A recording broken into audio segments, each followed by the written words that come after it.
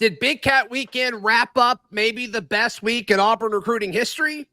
Yes, it did. Freezing temperatures are likely for several hours inland and a few hours closer to the coast. Yahtzee. You are Locked On Auburn, your daily podcast on the Auburn Tigers. Part of the Locked On Podcast Network, your team every day. Yes, welcome on into Locked On Auburn, your daily Auburn Tigers podcast. I'm your host, Zac Blackerby, and thank you so much for making Locked On Auburn your first listen every single day. Shout out to the everydayers. They know that every Monday, Lindsay Crosby of auburndaily.com, as well as a million other things, joins us on the show. And Lindsay, since last we spoke on the podcast, Auburn has picked up 5 stars, 4 stars, crystal balls for other 4 stars in multiple classes. An incredible time to be interested in the Auburn football program and what Hugh Freeze has done. But last week, things really got going entering Big Cat Weekend with the addition of Demarcus Riddick to this 2024 class. And over the course of the weekend, Auburn picks up another 5-star, flipping Alabama 5-star wide receiver commit, Perry Thompson, as well as adding 4-star wide receiver commit now, Malcolm Simmons. There's so much energy, so much to be proud of if you're an Auburn fan. And I'm seeing these comments all over the place. Somebody commented yesterday saying, I'm 87 years old. I've never seen Auburn recruit at this level. I've been following Auburn recruiting my whole life. I've never seen Auburn do stuff like this. And it's true, Lindsay.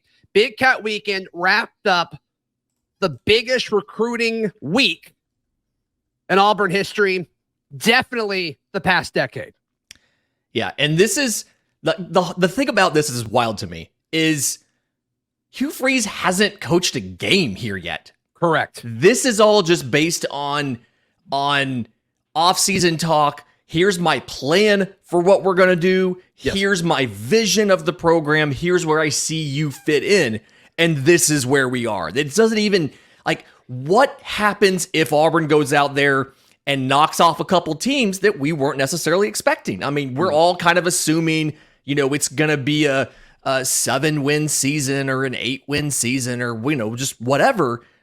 What if Auburn goes out there and has one of those magical first years? And I'm not saying that Auburn's definitely going to do that. This is a much bigger rebuild than Gus Malzahn took over. Sure. Simply because you've spent 2 years in a potato famine and now you're trying to come back out of it. Big deal. Yeah. But this is massive because as you head into the season, you have all of the momentum, you have all of the energy, and you have the positioning to continue this with this class and the next class. You are set up in the ideal scenario to do all of that. Right. Yeah. And you already see the ball rolling for several guys that are going to be in the 2025 class, which is extremely exciting. But Auburn's a fan base where if you get the momentum rolling like it is currently, Jordan-Hare Stadium, it's really hard to win games there if you're not wearing orange and blue. But as far as just looking at what Auburn did this weekend, Perry Thompson, and we talked about this on the live stream. Check it out if you want just specific Perry Thompson talk for a longer period of time. But Lindsay, I don't think it's a stretch, and it sounds dramatic, and it sounds drastic when we say this.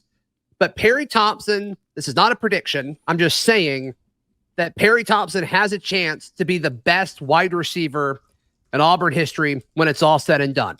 Now, there's several factors that go into this. One, I think quarterback play, the future of quarterback play looks really solid for Auburn. Whether Peyton Thorne plays this year or next year, there's a chance that Peyton Thorne throws to him his freshman year, which would be exciting. Then obviously Walker White is a guy that we've got a ton of hope for leading the charge over the course of their Auburn career. Also, Hugh Freeze's scheme is going to be part of it. And when you look at it, it's like we were kind of debating the best tandems as far as quarterback and wide receiver. And most people will say it's Sullivan to Beasley. There's a few arguments you can make, and I'm certainly open to those, but that's not really the point. But they're going to solidify themselves in Auburn lore. They have that opportunity in front of them. They've got to go out and execute. But as far as his path to being one of, if not the best, Auburn wide receivers, it's there for the taking. Yeah, and it's a slight indictment of the history of the program. This has been a very sure run-oriented school, right? I mean, you look at the list of best running backs, and it's like first-round pick Carnell Williams, greatest athlete of all time in Bo Jackson. I mean, it's ridiculous. Ronnie Brown's in there. It's a ridiculous list. But If you break 1,100 yards, that is the highest yardage of any Auburn wide receiver in history. And it reminds me of the conversation we had about Peyton Thorne, where we said, if you just look at the bad, I'm using giant air quotes here, the bad year of the two that he had, it's still a top 10 passing season in Auburn history. Yeah. And if he has just a good, not even a great season, but if he has a good season, or if he has a good 3-year career while he's here, he's going to be in that top 10, because the 10th spot for receiving yards in a career is over 4 years, and it's 1,800 yards. I mean, we've seen in the modern era, we saw Sammy Coates put up 900 yards at Auburn in a Gus Malzahn offense. Right. I mean, if he can do that in that offense, imagine what Perry Thompson can do in a Hugh Freeze offense. And if you just have a Sammy Coates, and the rules have changed. Like it's easier to get 1,000 yards than it was even in 2014 when I think that was. So rules have changed, schemes have changed. It's a lot easier to do that now. Yeah, and so I think Perry Thompson's path to that is extraordinary. But obviously, how you got him is big. He was committed to Alabama for over a year, and you're starting to see Alabama fans. Boy, did they turn on him quick. And we'll talk more about that in a second, because that's hilarious. I'm sorry, I didn't quite hear you. Where was he committed to? He was committed to Alabama. But he was a 5-star committed to Alabama. Now? He's not. He flipped to Auburn. That's wild. I know. Man. I know, which is also wild because the other 5-star in the class, Demarcus Riddick, was committed to Georgia. And Lindsay, is he still committed to Georgia? I don't think he is. What happened there? He's not. They both committed to Auburn. Man. Life Auburn's comes at you quick. Out. I mean, that's weird, because everything that I have heard is that Alabama and Georgia had their pick of any player they wanted in the country. And if Alabama or Georgia wanted you, like, you were going to go there, and they were going to use you and abuse you and whatever they do. And then eventually you had a chance to maybe get drafted if you weren't hurt by then. Yeah. But you're telling me that these guys are not at those schools? They skip those schools and come here? They did. They turned away from them. And it's just amazing, because all of these voices on the internet for forever were saying there's no way it'll happen. There's no way it'll happen. But yet, Lindsay, it did happen. It'd be really embarrassing to have receipts of somebody saying that's never going to happen. That'd be embarrassing. I know. There's a lot out there. There's a lot out there. We may touch on a few in a second. But I do think it's amazing that Auburn picked up this level of player that as soon as he commits, the discussion is, can this guy be the best at his position at Auburn? Like, how often does that happen? Not often. It does not happen very often. No, I mean, and you look at the measure, like 6'3", 202. He's a big guy. He moves so well. He moves so well for that size. And like, you watch the film, and it's something the two things that I took away is, one, he looks like a man playing with children. Like he looks like he is a high schooler who is like helping the JV squad practice. Like, he's helping them with technique. Sure. Like, hey, try to practice, your pass coverage. I'm going to run some routes. And then 2, he doesn't take a single play off. Like, he is just going all out every single play. It's a mentality which thing. Is wild. Yeah, he's a 5-star. Like, dude, you don't have to do that, and yet he does, because that's his commitment to the game. He's obviously he's not just coming to Auburn to party. He's coming to Auburn to win. Yeah, which is exciting. There's no question about it.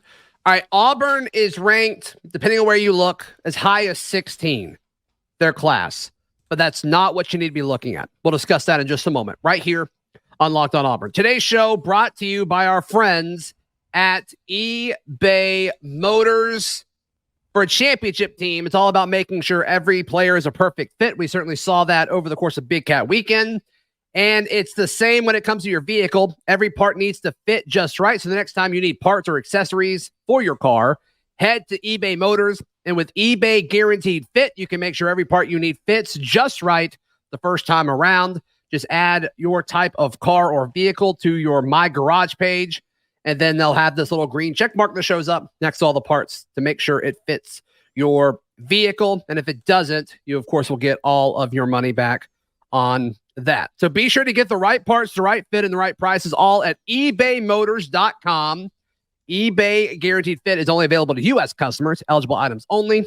Exclusions apply. Auburn family, let's ride. Lindsay Crosby, our guest, writer at auburndaily.com. So Auburn's ranked as high now as the 15th class. I misspoke. I think I said 16th just a second ago. They're 15th on3. That is where they are the highest to my knowledge. If you see them higher somewhere else. And they're at 17 on 247. So yeah, I mean, it's all going to be pretty close. I've always said On3 had the best rankings because. That's right. That's right. So when you look at it, though, there are 14 players. They just value quantity so much more than quality in a lot of these cases. But when you sort it by average player rating, which in the age of the transfer portal, I think that matters more now than ever. And I think it mattered a lot before then, too.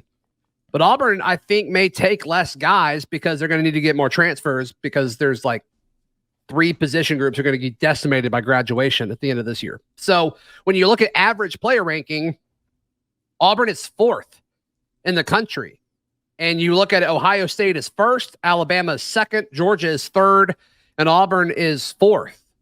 And that, to me, is pretty telling, Lindsay, and especially when you look at the commits that Auburn has versus all the schools around them. I mean, it's a pretty big drop-off. So the quality of athlete that Auburn is getting is tremendous. And the encouraging thing is there may be more guys on the way, Lindsay. Yeah, to me, it makes more sense to weight the average skill versus just the sheer number. Because like you said, you can bring in as many guys as you want, but the transfer portal is a thing. We have exactly 2 guys left from the first class from the last coach. Mm-hmm. And so, like, looking at the overall point value, and how many guys you brought in doesn't matter because it's not how many did you bring in, how many of them are good, and then obviously how many of them stay. And knowing that Auburn has the fourth best quality of player coming in tells me that, yes, they're focusing on these are guys that can legitimately play for us. They can get playing time almost right away. They are SEC caliber players. We're not we don't have a bunch of extra filler in here because we threw a scholarship at this random player or this is a legacy or whatever. This is, right. We recruited these players to be the core of our class who can compete, who can win, and then we'll fill out as we have room for other guys later. Mm-hmm. To me, this is a much better approach to look at it. And I've always said the way to look at recruiting is always to go by the average player rating and not by the total rank and the number of points you have. 100%. 100%. Yeah. I think it's so nice. I was talking about this with Charlie 5 off of the pod a few weeks ago, and we were just kind of thinking back to the last few years at this time, where we really have to talk ourselves into any time like a 3-star was added. And we're like, well, this guy really, he's really good. He's really good. And you don't even have to do that anymore. It's like, yes, this guy is clearly good. His offer list is everyone wanted him. We don't have to do that anymore. We can just come on and celebrate. We don't have to justify the happiness anymore, which is very, very fun and something that we haven't had to do or gotten to do in a few years. But I just think when you look at the list of schools that Auburn is among now, that's where they want to be, with the exception of Florida. I mean, Ohio State, Alabama, Georgia, Auburn, Florida, USC, A&M, Tennessee, Clemson, Oklahoma, Michigan, Notre Dame, Penn State. I mean, that's a top tier list of programs right now throughout college football, with the exception of Florida. I mean, if you're like a national person unrelated to anything, you're probably looking at Florida and Auburn as the outliers, but they're both killing it at NIL and recruiting right now. And so I think both of those programs are in situations to trend up. But it's just been such an incredible week because now they're just all the momentum is on their side. And it certainly seems like, DeAndre Carter, the very talented, one of the better offensive linemen in the state of California, is ready to come to you. He's picking up crystal balls like crazy, Lindsay. There's also some excitement about several other guys like KJ Bolden, the top safety in high school football right now. He's put out a statement that it's either us or Florida State, which is very, very exciting. And TJ Lindsay is another guy, big body defensive lineman. And it's just, if you keep getting these guys, these are all guys that can play early, Lindsay, and make an impact. I mean, I just think this past week, 5 years from now, we're going to look back at this past week and say, that's when it happened. That's when it changed. That's when everybody started to buy in to what Hugh Freeze was doing. Yeah. And there's going to be do you have a chance, if this is way speculative, if Auburn wins a national championship in the next couple of years, there's going to be one of those really cool War Eagle Productions videos about this Big Cat weekend. Like a 30 for 30 style video about this Big Cat weekend and how it all happened, and the TikTok of when things happen, and the video of Hugh Freeze getting thrown in the pool. Like, this is the moment that if you sustain this momentum, if you use these players that have committed to you the right way and develop them, which from what we've seen, this staff can develop players. Sure. I'm not saying any of these guys are going to be in the NFL. I'm not guaranteeing that now, but like we've seen them put AJ Brown, DK Metcalf in the NFL. Like, it'd be a disappointment if they weren't in the NFL, though, right? Like, if Perry Thompson or Demarcus Riddick or Joseph Phillips don't make it to the league, something went wrong. Yeah, and it's just one of those, like, okay, this was the moment that the next dynasty started.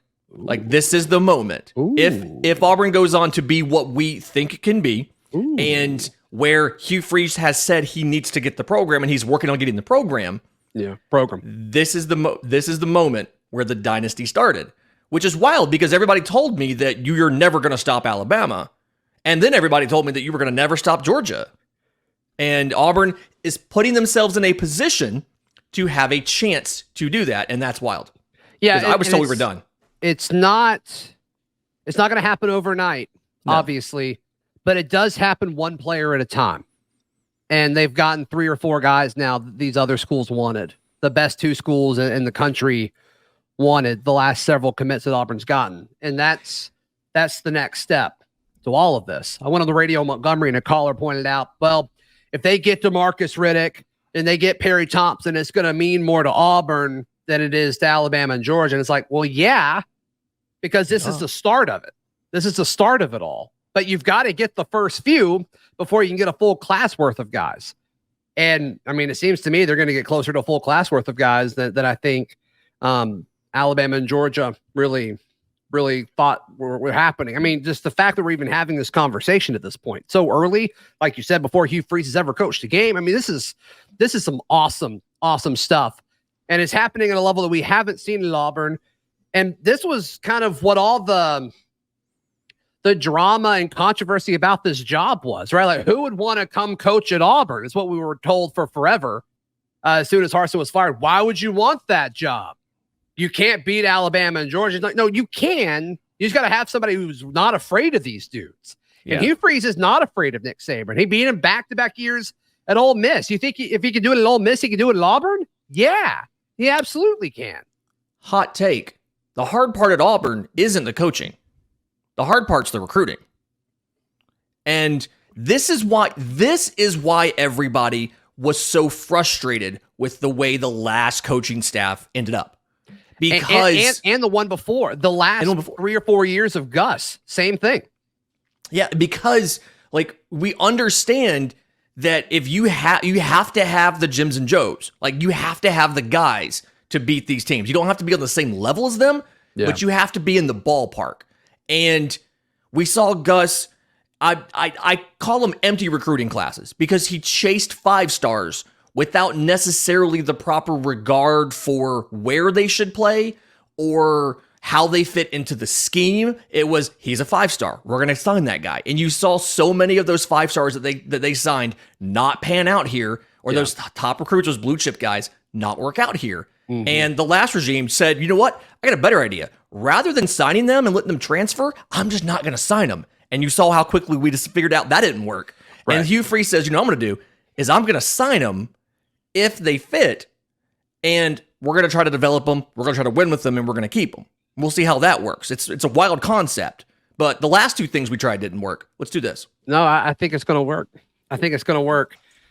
But seriously, we've joked about it, and we're going to continue joking about it to some extent, but you know they're doing something right based on how other people are responding. We'll touch on that in just a moment, right here on Locked On Auburn. I want to encourage you to join the Locked On Auburn Discord. It is free. All you have to do is click the link in the episode description down below. If you're checking this out Monday morning, Jason Jones, Auburn defensive lineman, will be answering your questions in the Locked On Auburn Discord. Be sure to check that out if you're interested.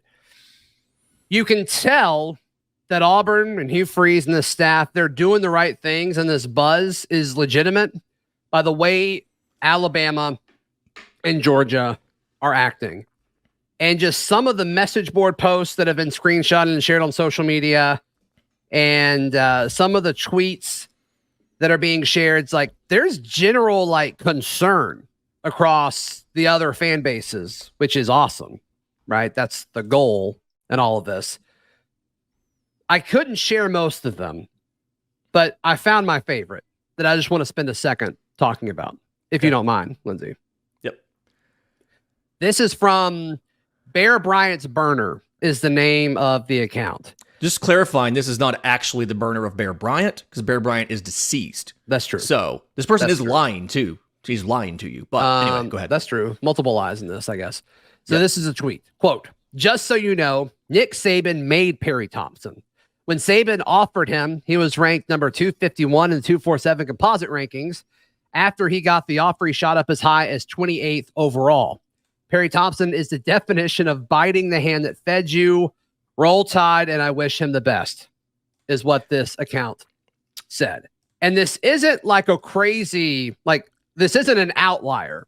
A lot of them are saying this, and I think it's objectively funny. I have two thoughts on this.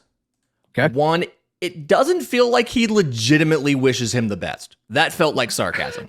There's not a sarcasm font on Twitter, but I do not actually think he wished him the best. Okay. Yeah, just throwing that out there. But also, is it possible that Nick Saban just offered him very, very early? Like, he was offered in June of 2022. Like, what are the odds that he just, I don't know, got better? Or like, I don't know, worked hard. Like we saw in the video. He runs routes every single play. He blocks downfield. He's a 5-star blocking downfield. I think if you're going to make this argument, you then have to say the only way he was able to break Julio Jones's Foley records was because Nick Saban offered him, not because he's really, really good at playing football. No, it was, no. Nick Saban used the helicopter to get the ball from the quarterback to Perry Thompson down the field. That's, Nick Saban offered him and then invested with the helicopter and the ball on the wire. That's how he did it. Yeah, it's because of him. It's not because, athletic ability and breaking Julio Jones's Foley records. It's because Nick Saban made that happen. That's right. I don't know if you knew this, but if you have an offer from Nick Saban, your speed increases by like 7%. Mm-hmm. It's the same as if you paint the stripe on your car, right? That's right. Like that is science. Mm-hmm. This is in the Constitution, Zach. You need to read more. Yeah. No, thank you for educating me on all of this. And thank you to the Bear Bryant burner account for educating us too. I don't know what we'd do without that. But I mean, you're seeing screenshots of like Georgia message boards where it's like nothing is more annoying than a competent Auburn football team. And it's like, yeah, it's like, we're here. I mean, just the respect throughout the conference has been rejuvenated and reinvigorated this program, this fan base, and just having hope throughout the program. I mean, it's just been incredible. And so now we get to turn our focus to fall camp that starts on Wednesday, and we get to really focus on how this team is going to win some games this year and hopefully get to 7, 8, 9, 10, 11 wins this year. I think they're going to go 7-5, but I hope they overachieve and go better than that. And that starts on Wednesday, right? Like the player development is fun, but the roster for this year is completed. It's done. With the exception of maybe one transfer that's kind of sitting out there. We'll wait and see what happens there, but I don't think they're going to be somebody that contributes to the team this year. So we'll see. But all that starts on Wednesday, and I can't wait to cover it every step of the way. We'll go live as much as we can throughout fall camp, and we'll use our sources to kind of tell you what happens in these scrimmages and in these practices that we aren't privy to being able to watch. But this is going to be a big few weeks, not just the quarterback battle, but just what the rotation looks like. And also, how does Hugh Freeze run a fall camp?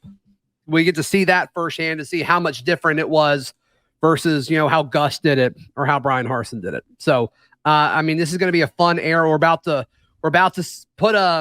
close the book on the off season because the season is finally here and we get to talk football again. And that starts on Wednesday. Actual football, not us speculating about stuff. Actual football, which is great. I love that. Quick note, y'all need to stop trying to go after Demarcus Riddick's grandma because it's not working. She's a that's savage. That's a thing that that's another thing you can tell that the Georgia fans and Alabama fans are mad is because they're trying to attack the player, and then when she defends them, they come after her, and that's a wrong idea. She's incredible. I mean, she's witty too, and then she's taking pictures of Big Cat Weekend and posting them. I mean, she's great. Welcome to the Auburn family, Willie. I believe her name is Willie Riddick. Well, welcome to the Auburn family. She's Willie, incredible. we love you. Zac is one of my closest friends in the world, but if anything ever happens to him, I'm nominating Willie to host a show because she's 100% in on Auburn. The show. I've invited her on the show. She hearted the message. I don't know what that means, but I'm going to ask her again in a few days. So you know how these kids are with their emojis and stuff, Yeah, that's right. I'm sure she's more hip than all of them. There's no question about it. Lindsay, how can people check out everything you've got going on? I'm on Twitter at Crosby Baseball. You can find the Auburn baseball coverage, auburndaily.com. You can find the minor league baseball coverage, Locked On Prospects. You can find the Atlanta Braves coverage. That season's still going on, bravestoday.com. And then for everything else, go to the Auburn Daily. Yep. You can check out all my written work at auburndaily.com as well. And we'll see you tomorrow. This has been Locked On Auburn.